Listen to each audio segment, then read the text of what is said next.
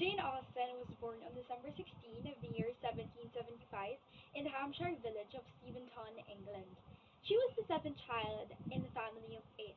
Her closest companion was her elder sister, Cassandra, and neither both of them got married. Jane is an English writer who first gave the novel its modern character through her treatment of ordinary people in everyday life. She vividly depicted the English middle class life in the early 19th century, the main reason as to why her works remained its popularity and success for over 2 centuries after her death. She has published four novels during her lifetime, and these are The Sense and Sensibility, Mansfield Park, Emma, and of course the Pride and Prejudice, which is what we are going to talk about today. Good day, we are the Group 8 for Great Books Book Review. And today we would like you to sit back and relax with us as we witness how Mr. Darcy develops his feelings romantically towards Elizabeth Bennet. My group and I do hope that this will help you understand Jane Austen's greatest work over a short period of time. And for those who are watching that may not be a part of our class, my heart welcomes you to this channel. This video will be composed of the author's background, which I have mentioned earlier. Second is the book's character list and summary. And lastly, the group's conclusion. Characters. Elizabeth Bennet is the novel's protagonist. She is the second daughter of Mr. Bennet. She likes to read and she is quick-witted. She has a sharp tongue which she often uses for sarcasm. Next is Fitzwilliam Darcy. Fitzwilliam Darcy is a noble gentleman who is the nephew of Lady Catherine de Bourgh. He is an intelligent and honest man. His pride causes him to look down on his social inferiors. Next is Jane Bennet, the eldest and most beautiful Bennet sister. She is the opposite of Elizabeth. She is reserved and gentle. She is the easy, pleasant sister in the Bennets. Next is Charles Bingley. Charles Bingley is Darcy's considerably wealthy friend. He purchased the Netherfield, an estate near the Bennets. He serves as the impetus of the novel. He is an easygoing gentleman, which contrasts Darcy's character. Next is Mr. Bennet, the father of the five daughters of the Bennet sisters. He is a gentleman of a modest income with five unmarried daughters. Mr. Bennet has a sarcastic, cynical sense of humor that he uses it to purposely annoy or irritate his wife. Speaking of his wife, Mrs. Bennet. Mrs. Bennet is a foolish, is a noisy wife or woman, is a noisy woman whose only goal is to have her five daughters married to a wealthy man. Next is George Wickham. George Wickham is a handsome, fortune-hunting Milthia. Wickham's good looks and charms initially captured Elizabeth's attention. It is a truth universally acknowledged that a single man in possession of good fortune was to be in want of a wife. This is the opening line of Jane Austen's Pride and Prejudice. And they say that this line establishes the reality and centrality of a good and an advantageous marriage, but for me, it is only the surface of the truth. What lies beneath it is that a woman would also want to have a husband, especially a wealthy one. The first few chapters of the book are only filled with conversations, which are actually, I think, the author's way for the character's true nature and color known to the reader. The story started with news circulating the neighboring village of Longbourn that a wealthy gentleman named Charles Bingley has rented a manor or a house called or known as the Netherfield Park. The news caused a stir to each household, especially to the Bennets. Mrs. and Mr. Bennet have five unmarried children, and the former sees the arrival of the wealthy gentleman as an opportunity for one of her girls to obtain not only a man of good qualities, nor a man who could finally see her daughter as a woman worth loving, but also for her daughter to have a wealthy and bright future. She then insisted her husband to be a gentleman and call on the new arrival immediately. Mr. Bennet showed no interest in front of his family, but met with Mr. Bingley without their knowledge and even became the talk of the town's acquaintance.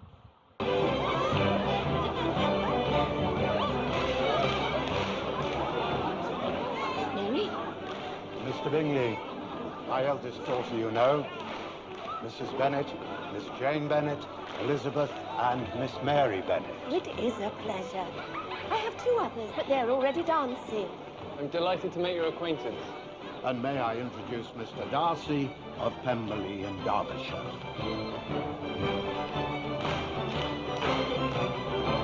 Mr. Bingley and his sisters then hosted a ball in the nearby town of Maryton, where the Bennet sisters, together with their mother, did not hesitate to go.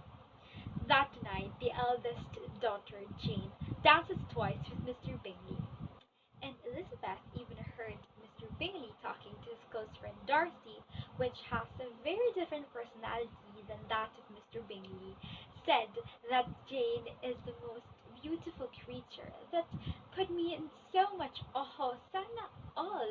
And yet I doubt anyone could fall in love so quickly. I admire the gentleman for talking about Jane with so much respect in front of other men. Bingley suggests that Darcy shall dance with Elizabeth, but he refuses, because according to him, Elizabeth is not that beautiful enough to tempt him. I've never seen so many pretty girls in my life. You are dancing with the only handsome girl in the room. She is the most beautiful creature I have ever beheld. But her sister Elizabeth is very agreeable. Perfectly tolerable, I dare say. Not handsome enough to tempt me. You'd better return to your partner and enjoy her smiles. You're wasting your time with me. And therefore declare that he has no interest in women who are slighted by other men. None of the other guys seems to be interested, so why should he be? Bingley's sisters visit the Bennets and try to befriend Elizabeth and Jane, while Bingley continues to show interest towards the latter. And upon observing her sister's actions, Elizabeth decided that Jane is already in love with the gentleman, but is concealing it very well. Yet, why?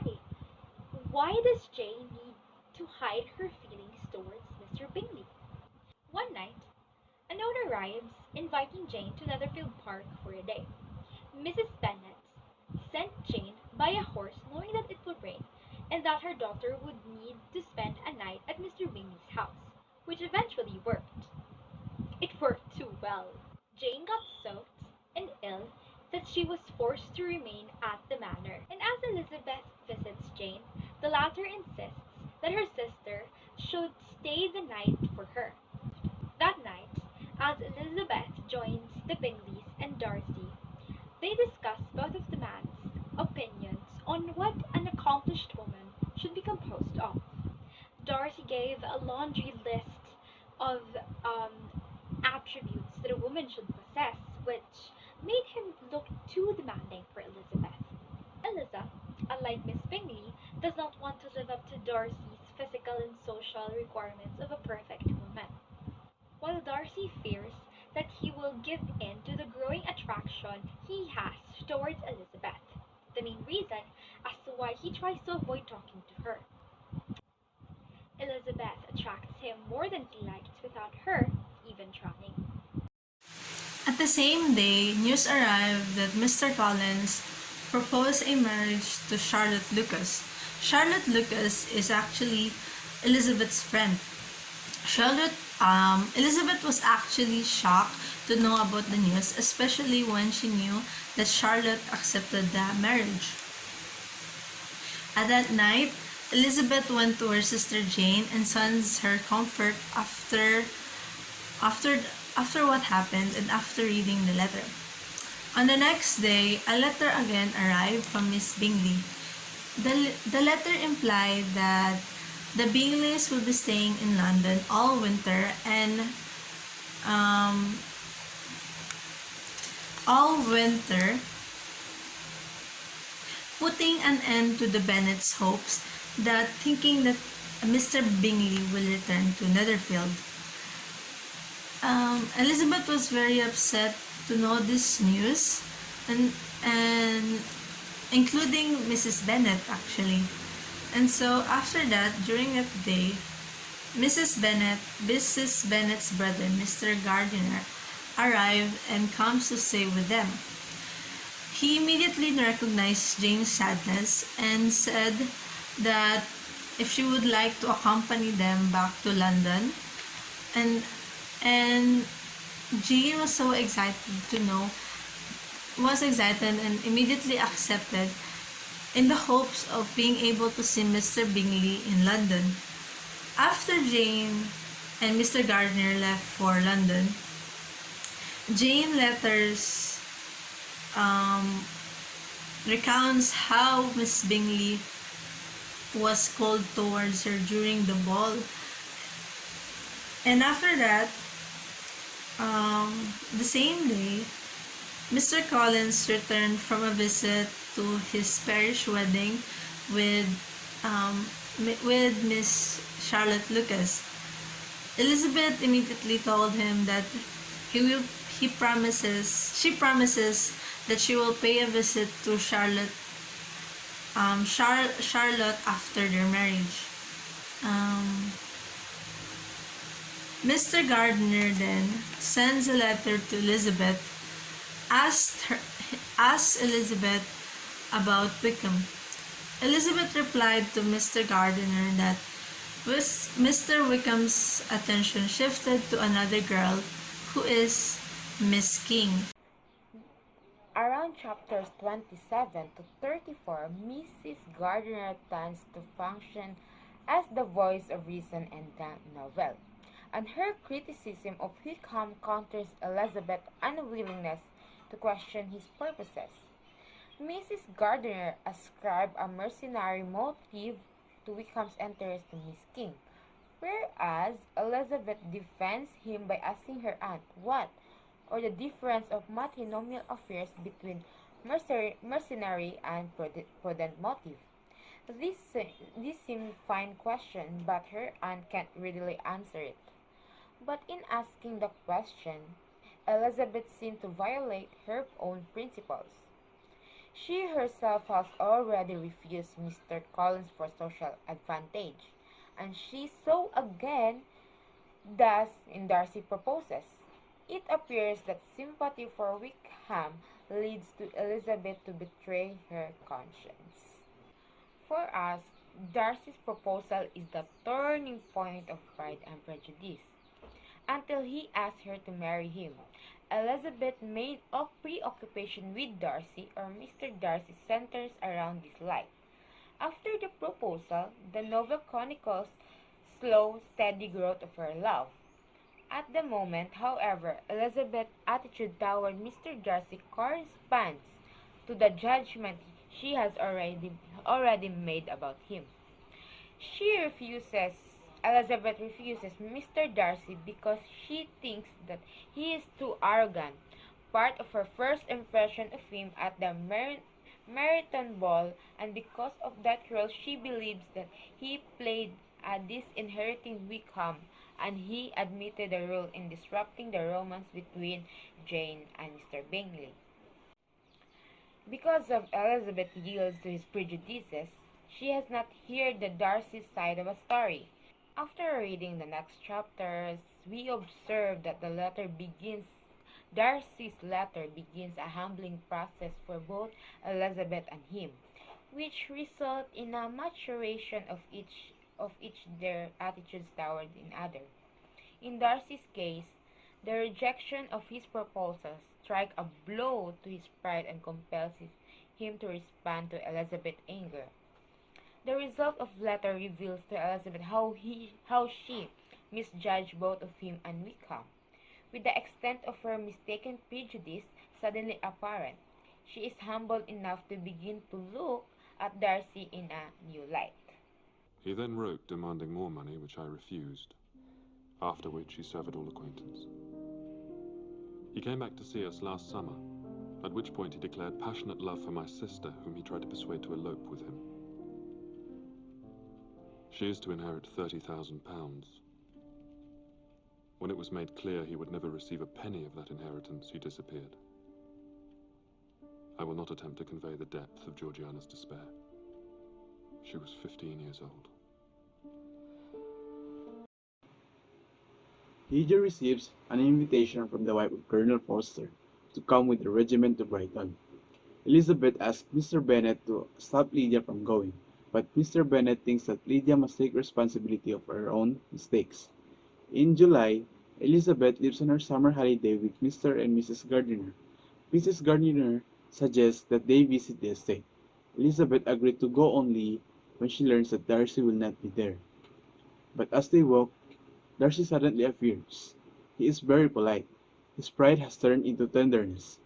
He impresses not only Mr. and Mrs. Gardiner with his courtesy, but as well as Elizabeth. Elizabeth then receives two awful letters from Jane. The first is about Lydia, who ran off with Wickham, while the second letter is about Wickham, who did not have any plan of marrying Lydia at all. Both of them were found eventually. They are not yet married, yet will be. What caused for this couple to get back together? A week later, as Darcy arrives at Longbourn with Bingley, they all go for a walk.